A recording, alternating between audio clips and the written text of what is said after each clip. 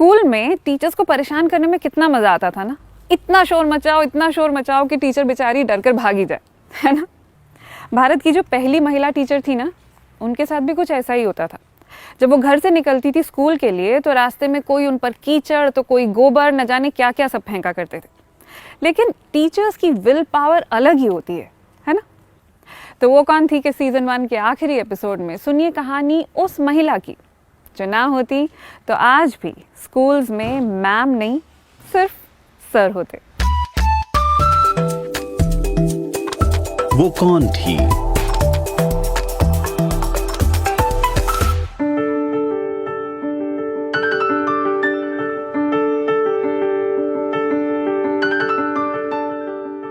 हम नौकरी क्यों करते हैं? पैसा कमाने के लिए, रुतबे के लिए, या फिर सिर्फ इसलिए कि घर से बाहर निकलने को मिलेगा? हर किसी की वजह अलग हो सकती है, लेकिन इस हम को अगर मैं मर्दों और औरतों में बांट दूं तो शायद वजह थोड़ी साफ हो जाएंगी। पैसा कमाना, घर चलाना, ये मर्दों का काम होता है। जब औरत काम करने निकलती है तो कुछ ऐसी बातें सुनने को मिलती हैं। अरे तुम्हें घर थोड़ी ना चलाना है, तुम्हें तो घर संभालना है, इसलिए घर पर ही रहो। अच्छा चलो कुछ पार्ट टाइम सा कर लो, तुम्हारा मन भी लगा रहेगा। सबसे अच्छा तो ये रहेगा कि टीचर बन जाओ, दोपहर को बच्चों के साथ साथ घर भी आ जाओगी, गर्मियों की छुट्टियां भी मिल जाया करेंगी। नमस्कार, मैं हूं ईशा और आप सुन रहे हैं डॉयचे वेले हिंदी का पॉडकास्ट वो कौन थी।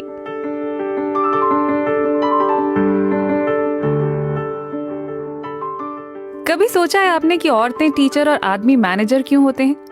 एक औरत जिस तरह से अपने घर को, अपने परिवार को, अपने बच्चों को मैनेज करती है, उसके बाद उससे अच्छा मैनेजर कोई हो सकता है क्या? लेकिन दफ्तर में किसी महिला को मैनेजर की पोस्ट मिलना कितना मुश्किल होता है। यकीन मानिए, एक जमाने में टीचर बनना इससे भी ज्यादा मुश्किल था। आज की कहानी है उस बहादुर महिला की जिसके कारण भारत में औरतें टीचर बन सकी। ये कहानी है देश की पहली महिला टीचर सावित्रीबाई फुले की।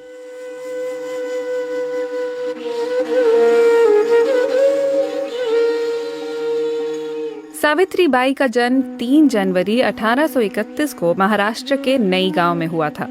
उनका परिवार माली समुदाय से नाता रखता था। आर्थिक रूप से परिवार की हालत अच्छी थी, लेकिन समाज में उन्हें पिछड़ी जाति का दर्जा प्राप्त था। ये वो वक्त था जब भारत पर अंग्रेजों का राज था। देश में और खासकर महाराष्ट्र में प्यूबर्टी से पहले ही लड़कियों की शादी करा दी जाती थी, यानी पीरियड्स शुरू हो सकें उससे पहले ही लड़की ब्याह दी जाती थी। पढ़ाई लिखाई से उन्हें दूर रखा जाता था। वैसे भी देश में अभी एजुकेशन सिस्टम तैयार नहीं हुआ था। कुछ मिशनरी स्कूल थे जहां अंग्रेजों के बच्चे पढ़ा करते थे, और भारतीय लोगों में सिर्फ ब्राह्मणों के पास ही शिक्षा का अधिकार था।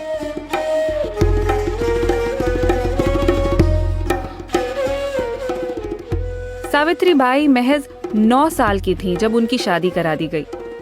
पति ज्योतिबा फुले की उम्र तब 13 साल थी। अच्छी बात उनके साथ ये हुई कि लड़का उन्हें पढ़ा लिखा मिला।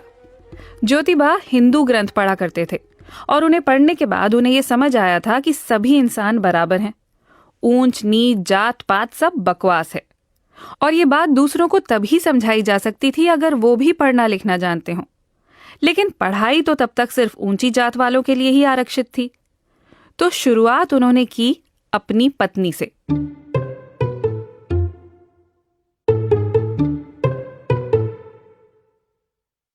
ज्योतिबा फुले ने खुद सावित्रीबाई को पढ़ना लिखना सिखाया। घर में सबके सामने सिखाते तो दिक्कत हो जाती, इसलिए दोपहर को जब सावित्री खेतों में उनके लिए खाना लेकर आती तो वहीं बैठकर उन्हें पढ़ाते। लेकिन ये खबर बहुत देर तक छिपी नहीं रह सकी। देर सवेर पिताजी को पता चल ही गया और उन्होंने दोनों बेटे और बहू को घर से निकाल बाहर कर देने की धमकी दे दी। कहा, समाज में लोगों को पता चलेगा तो हम क्या मुंह दिखाने लायक रह जाएंगे। लेकिन आग तो अब लग चुकी थी और पिताजी के चाहने पर भी उसे बुझाया नहीं जा सकता था। सावित्री ने पढ़ाई जारी रखी और फिर सावित्रीबाई को एहसास हुआ कि पढ़ाई ने उनके जीवन को कितना बदल दिया है, और उन्हें समझ में आया कि अगर वे अपने आसपास की लड़कियों की जिंदगी को भी बदलना चाहती हैं तो उन्हें पढ़ाना होगा।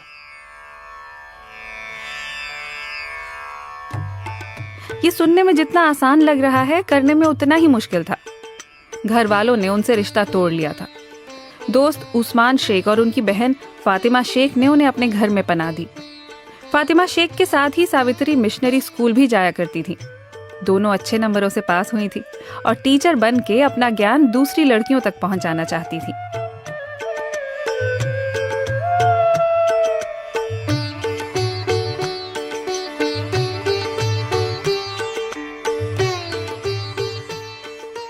इन चारों ने मिलकर पुणे में पहला गर्ल्स स्कूल खोला।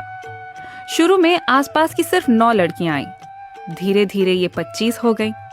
इसमें ज्यादातर मांग और महार जाति की बच्चियां थीं, जिन्हें लोग अछूत मानते थे और जिनकी परछाई से भी दूर रहना चाहते थे। जिस वक्त ये स्कूल खोला गया, सावित्री बाई की उम्र सिर्फ 17 साल थी। यानी आज जिस उम्र में बच्चे स्कूली शिक्षा पूरी करते हैं, उस उम्र में वो परिवार और समाज से टक्कर लेकर खुद स्कूल खोल रही थी।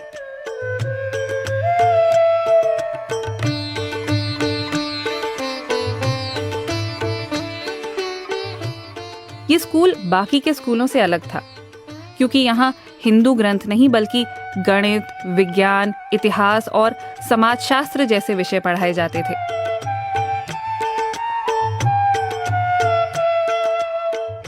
तीन साल में सावित्री और ज्योतिबा ने मिलकर 3 स्कूल खोल लिए, जहां कुल 150 लड़कियां पढ़ रही थी। आसपास के इलाकों में तो इतने लड़के भी नहीं जाया करते थे जितनी अब लड़कियां जाने लगी थी।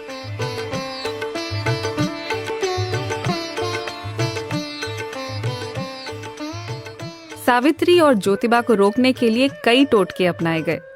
कुछ लोगों ने तो ये भी कहना शुरू कर दिया कि सावित्री की हरकतों की वजह से वो अपना पति खो देंगी।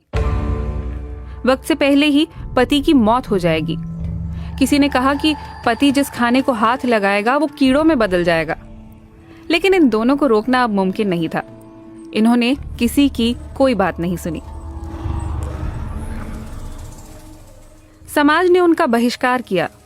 सावित्री जब सुबह तैयार होकर घर से निकलती तो कुछ लोग उनका पीछा करने लगते। रास्ते में उन पर सड़े हुए टमाटर, अंडे, गोबर और पत्थर फेंकते।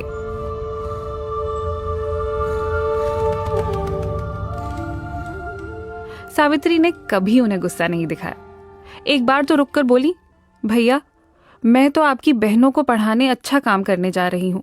ये जो गोबर और पत्थर आप मुझ पर फेंक रहे हैं ना, ये मुझे डरा नहीं रहे, बल्कि ये तो मेरा मनोबल और बढ़ा रहे हैं। मुझे तो ऐसा लग रहा है जैसे आप मुझ पर फूल बरसा रहे हैं।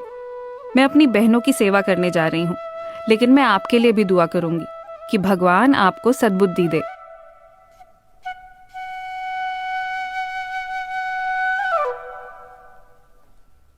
इस तरह से परेशान किया जाना, ये हर दिन का किस्सा था। एक दिन सावित्री बाई के सब्र का बांध टूट गया और उन्होंने कहा कि बस अब मैं पढ़ाने नहीं जाऊंगी। तब उनके पति ने उनका हौसला बढ़ाया। जानते हैं उन्होंने क्या किया? उन्होंने सावित्री को 2 साड़ियां दी, एक पुरानी मैली सी और एक साफ सुथरी, और कहा कि कल से जब पढ़ाने जाओ तो ये पुरानी साड़ी पहन कर जाना। फिर कोई फर्क नहीं पड़ता, लोगों को जो फेंकना है फेंकते रहें, और जब स्कूल पहुंच जाओ तो मैली साड़ी बदल कर ये साफ साड़ी पहन लेना। बस सावित्री हर रोज यही करने लगी। लेकिन पत्थर मारने वाले रुके नहीं। एक दिन तो ऐसा हुआ कि एक आदमी सावित्री का रास्ता रोक के खड़ा हो गया और उन्हें धमकाने लगा कि अगर लड़कियों को पढ़ाना बंद नहीं किया तो बहुत बुरा होगा।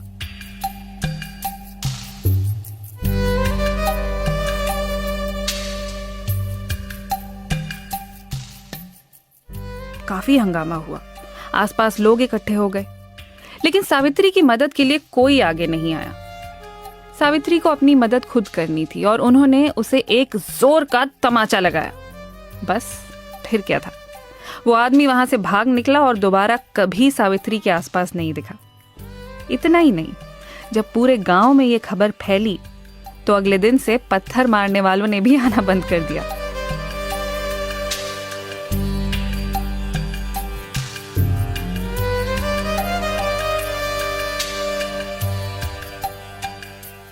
औरत जब तक सहती रहती है तब तक उसे कमजोर समझा जाता है।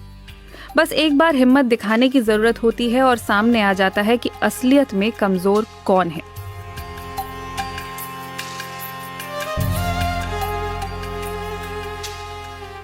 सावित्रीबाई ने कई कविताएं भी लिखी। कविताओं की उनकी पहली किताब काव्य फुले जब छपी तब उनकी उम्र सिर्फ 23 साल थी।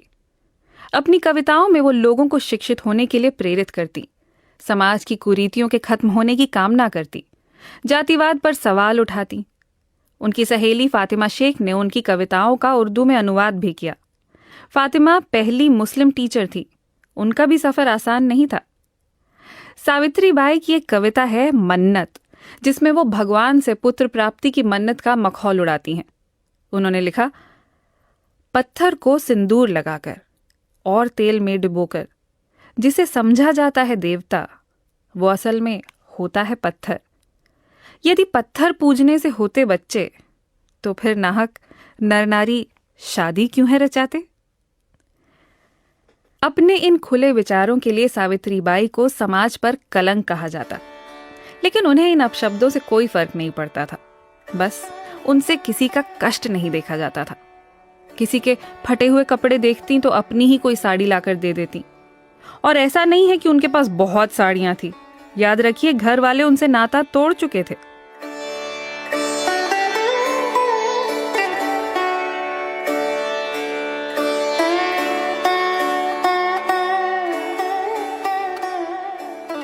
अठारह से 1852 के बीच उन्होंने कुल 18 स्कूल खोले।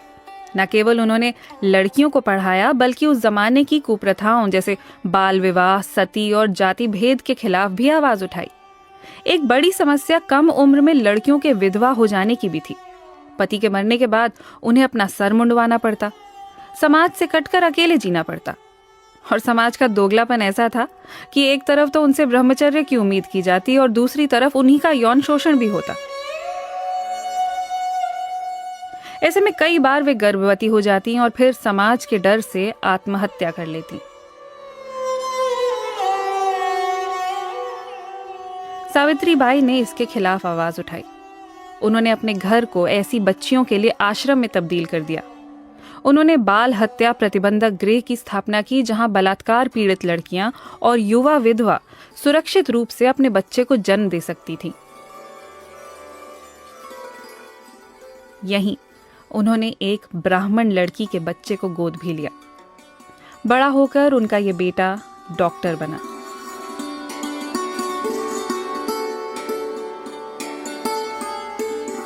सावित्रीबाई खुद कभी मां नहीं बनी। ऐसे में ज्योतिबा पर दूसरी शादी करने का दबाव भी डाला गया, लेकिन उन्होंने लोगों को ये कहकर चुप करा दिया कि हो सकता है कि खोट उन्हीं में हो। इसके बाद ही इन दोनों ने बच्चा गोद लेने का फैसला किया। परिवार वालों के लिए इस बगावत को समझना मुश्किल था।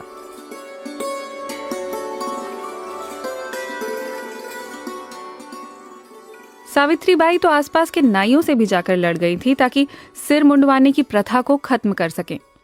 इतना ही नहीं, उन्होंने अपने घर में ही एक कुआं भी खुदवाया था ताकि अछूत कहे जाने वाले लोग भी वहां से पानी भर सकें। दोनों पति पत्नी ने मिलकर विधवाओं की दोबारा शादी कराने और उन्हें समाज में जगह दिलवाने की दिशा में भी बहुत काम किया। उनके बेटे यशवंत ने दूसरी जाति की लड़की से शादी की। ब्रिटिश काल के भारत में ये पहली इंटरकास्ट मैरिज थी। जिस समाज में माता पिता बिना बच्चों से पूछे शादी तय कर देते थे, वहां प्रेम विवाह के बारे में तो कोई सोच भी नहीं सकता था, और वो भी अपनी जाति से बाहर जाकर।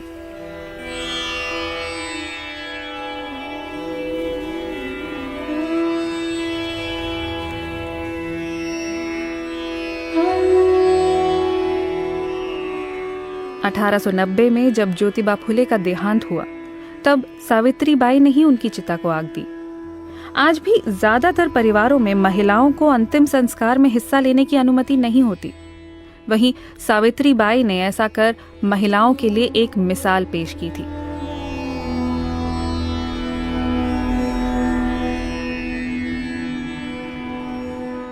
ज्योतिबा फुले के देहांत के बाद भी सावित्रीबाई ने समाज बदलने का काम जारी रखा। पुरुष प्रधान उस दुनिया में समाज सेवा के सब काम ज्योतिबा के नाम पर ही चल रहे थे। उनके देहांत के बाद जब सावित्री फुले ने औपचारिक रूप से सारा भार संभाला और हर बैठक की अध्यक्षता भी खुद की, तो लोगों के लिए ये काफी हैरान कर देने वाला था। अब तक किसी महिला को ऐसे ओहदे पर नहीं देखा गया था। हाँ, वो बात अलग है, रानी लक्ष्मीबाई के किस्से लोग जरूर एक दूसरे को सुनाते थे, लेकिन अपने ही घर में अपनी नजरों के सामने किसी को लक्ष्मीबाई या फिर कहूँ सावित्रीबाई बनते देखना एक नया अनुभव था।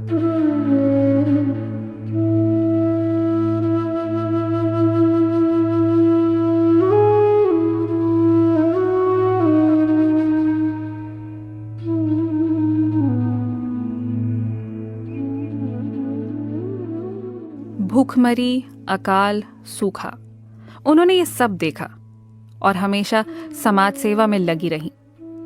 1897 में जब प्लेग फैला तो भी वो अपने बेटे यशवंतराव के साथ मिलकर लोगों की मदद करती रहीं। पुणे के करीब उन्होंने मरीजों के इलाज के लिए एक अस्पताल भी खोला। वो जरूरतमंदों को वहां लेकर आती और उनका बेटा मरीजों का इलाज करता। इसी दौरान वो खुद भी बीमार हो गई। 10 मार्च 1897 को 66 साल की उम्र में लोगों की सेवा करते करते उनकी जान चली गई।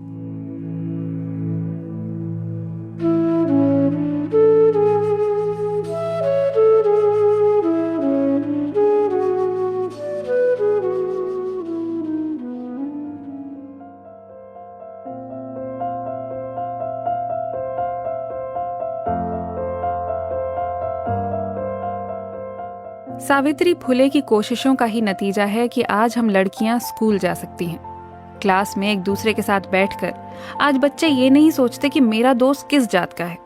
ब्लैक बोर्ड पर अपनी टीचर को चौक से लिखता देख उनके मन में ये नहीं आता कि औरत यहाँ क्या कर रही है। और इस सब के लिए हम सावित्रीबाई फुले के शुक्रगुजार हैं। वो ना होती तो ये बदलाव ना आया होता। और आज हमें ये कितना नॉर्मल लगता है। लोग कितनी आसानी से कहते हैं कि टीचर बनना तो औरतों का ही काम है।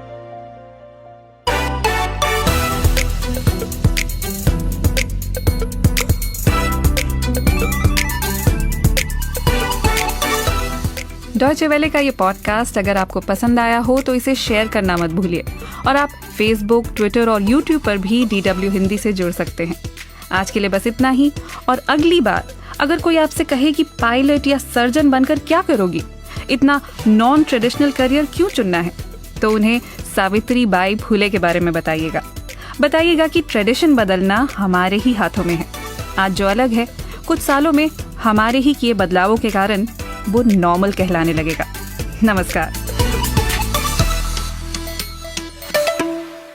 तो ट्रेडिशंस को बदलते रहिए, be the change you want to be. Season 2 में किन महिलाओं की कहानियां सुनना चाहेंगे आप जरूर बताइएगा मुझे कमेंट सेक्शन में। और बहुत जल्द ही मैं आपसे मिलूंगी सेहत टॉक के नए एपिसोड्स के साथ। नमस्कार।